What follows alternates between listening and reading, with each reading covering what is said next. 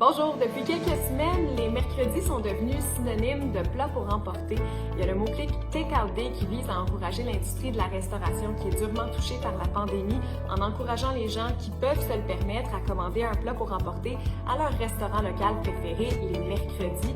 Et en plus de cette initiative, Canada Takeout s'est associé avec le groupe Canada's Great Kitchen Party pour offrir des spectacles virtuels en direct sur Facebook, dont un qui sera présenté ce soir, donc des artistes canadiens, des personnalités publiques qui se rassemblent avec un objectif, c'est de se rassembler autour de la musique et de partager un repas tous ensemble, mais à distance. Donc un gros party de cuisine numérique. Et ça m'a donné... ça m'a donné faim, premièrement, mais ça m'a aussi donné l'idée de vous lancer un défi gastronomique. Alors, je vous propose de vous lancer dans une compétition culinaire. Dans toute compétition culinaire, ça vous prend un animateur, des chefs et des juges. Vous pouvez interchanger les rôles comme bon vous semble. Ça va aussi vous prendre soit un aliment vedette, un plat vedette ou même une restriction pour rendre les choses intéressantes. Bien entendu, ça va aussi prendre beaucoup de stress avec des délais limités. Oh là là, ça chauffe dans la cuisine. Est-ce que notre chef Camille va être capable de terminer son plat dans les 3 prochaines minutes? Vous pourriez par exemple faire une compétition de grilled cheese ou de burger. Donc, est-ce que vous allez faire votre propre pain? Allez-vous garder ça classique ou mettre des ingrédients spéciaux? Moi, ce que je vous suggère, c'est une restriction. Donc, vous pourriez faire un défi avec les restants que vous avez dans le frigidaire. Donc, une compétition tout ski. Et non, pour ceux qui n'ont jamais entendu ce terme-là, tout ski, c'est pas un plat fancy de la Toscane. Un plat tout ski, c'est un plat qu'on fait avec tout ce qui reste dans le frigidaire.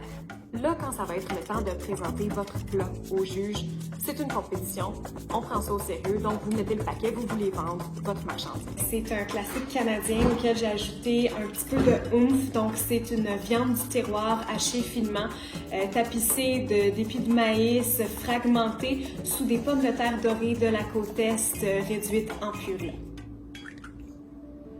Évidemment, si vous êtes plusieurs à la maison, vous allez pouvoir juger sur le goût, la créativité, l'esthétique, mais si vous êtes à distance, vous allez devoir prendre une photo de votre plat final, l'envoyer à vos amis qui participent pour qu'ils puissent juger sur la créativité et surtout sur la présentation.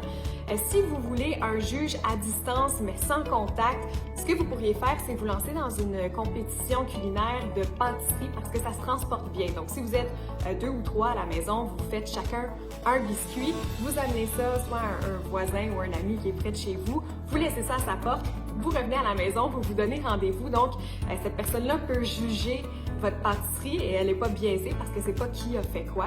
Vous pourriez aussi faire la compétition entre voisins. Donc, évidemment, règle numéro 1, on se lave les mains très souvent pendant la préparation et vous échangez vos plats. Donc, à ce moment-là, chacun peut juger puis on détermine qui est le grand gagnant de la compétition. Si vous avez besoin d'un juge complètement neutre, ça va me faire plaisir de goûter vos biscuits, vos tartes, vos gâteaux. Alors, mon adresse est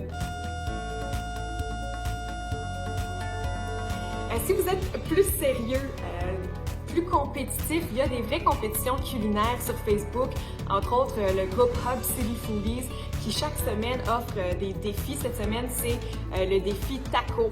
Donc à 17h le samedi, les participants sont invités à publier une photo de leur création originale et puis ensuite, il y a un jury qui va déterminer qui est le grand gagnant et cette semaine, le taco gagnant va se retrouver sur le menu d'un vrai restaurant, donc le Mexis à Moncton. Donc ça vaut la peine d'entrer dans la compétition, il y a des prix à gagner. Bref, j'espère que ça vous donne plein de belles idées pour éviter le gaspillage alimentaire ou simplement pour vous amuser à jouer au chef. N'oubliez pas d'encourager vos restaurants locaux si vous le pouvez. On se retrouve très bientôt. Tu donnes combien à ça? 10 sur 10?